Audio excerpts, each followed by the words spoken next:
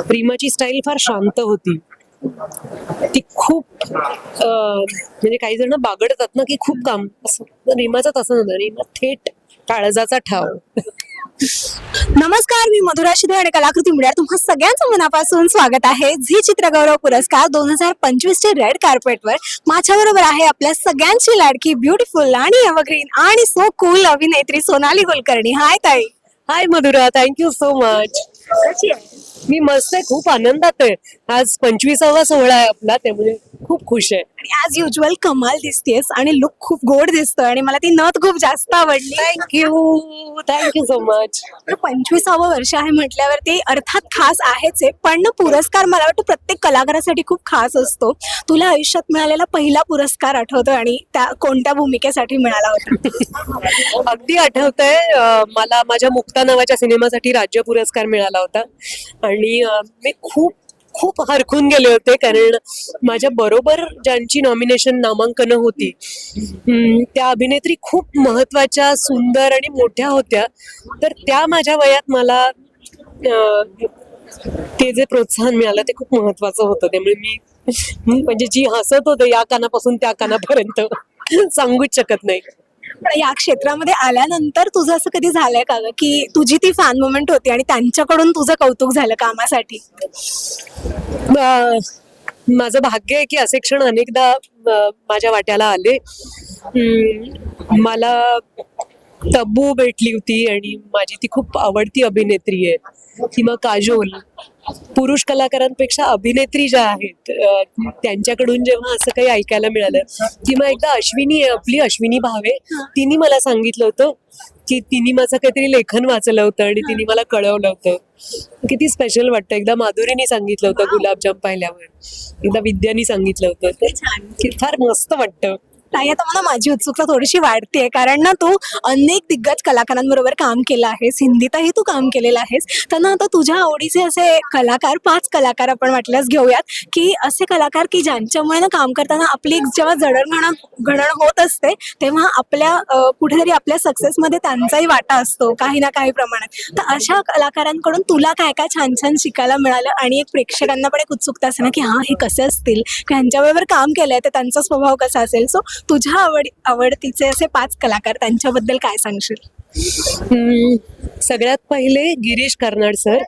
ते माझे पहिले दिग्दर्शक, ज्यांना आपण उंबरठा या चित्रपटात स्मिता पाटील यांच्या बरोबर पाहिलं. ते माझे पहिले दिग्दर्शक, त्यामुळे सिनेमाचे सगळी मुळाक्षरं मी त्यांच्याकडनं शिकले.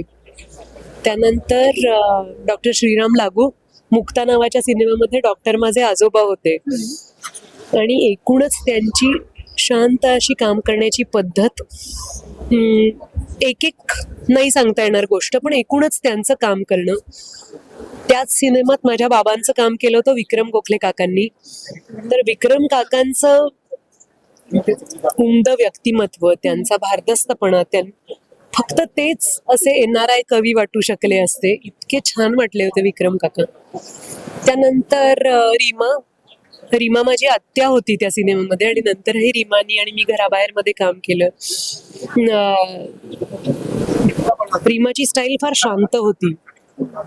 ती खूप म्हणजे काही जण बागडतात ना की खूप काम असं. रीमाचं तसं नव्हतं. रीमा थेट काळजाचा ठाव. आणि कोण सांगू, किती झाले का 5? नाही, आता लास्ट आहे. तुला जास्त सांगायचं असेल तर सांगू शकतेस, आम्हाला आवडेल ऐकायला. मी खूप जणांबद्दल सांगू शकते. आणि आणखीन एक म्हणजे मधु कांबीकर. मधुताईंबरोबर मी मुक्तामध्ये कामही केलं, आणि त्यांच्या एका सिनेमात जो त्यांनी प्रोड्यूस केला होता त्यात मी काम केलं. टी सुरेंद्र त्याचा दिग्दर्शक होता. आणि मधुताईंनी ज्या पार्श्वभूमीतनं त्या आल्या आहेत, आणि त्यांनी स्वतःच्या टॅलेंटवर, स्वतःच्या मेहनतीवर या क्षेत्रामध्ये नाव कमावलेलं आहे, ते मी कधीच विसरू शकणार नाही. असं म्हटलं जातं की 1-1 रुपयासाठी त्यांना 1-1 लावणी सादर करावी लागलेली आहे.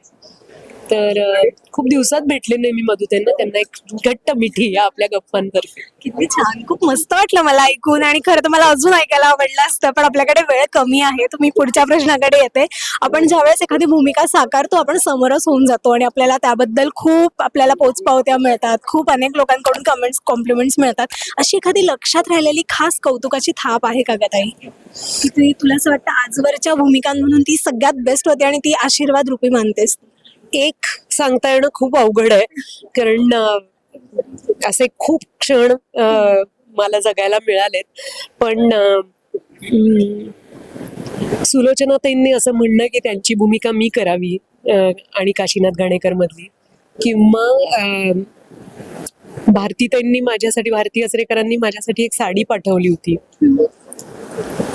तो दिवस, किंवा असंच माझ्या कितीतरी मित्रमैत्रिणींनी दिलेली कौतुकाची थाप असेल, ती लक्षातच राहते. त्याच्यात आपण कमी अधिक नाही करू शकत. क्या बात आहे, खूप मस्त वाटलं मला गप्पा मारून. आणि आज ह्या निमित्ताने आपल्या गप्पा झाल्या. कायम आपण सिनेमाच्या निमित्ताने भेटत असतो, त्यामुळे खूप छान वाटलं. तुला तुझ्या पुढच्या वाटचालीसाठी आणि सगळ्या प्रोजेक्टसाठी खूप खूप शुभेच्छा. थँक्यू. रसिका हो, कलाकृती मीडिया म्हणजे मनोरंजनाची लयलूट. मनोरंजन क्षेत्रातील किस्से व घडामोडींचा आस्वाद घेण्यासाठी कलाकृती मीडिया या यूट्यूब चॅनलला सबस्क्राईब करा आणि व्हिडिओ लाईक करा.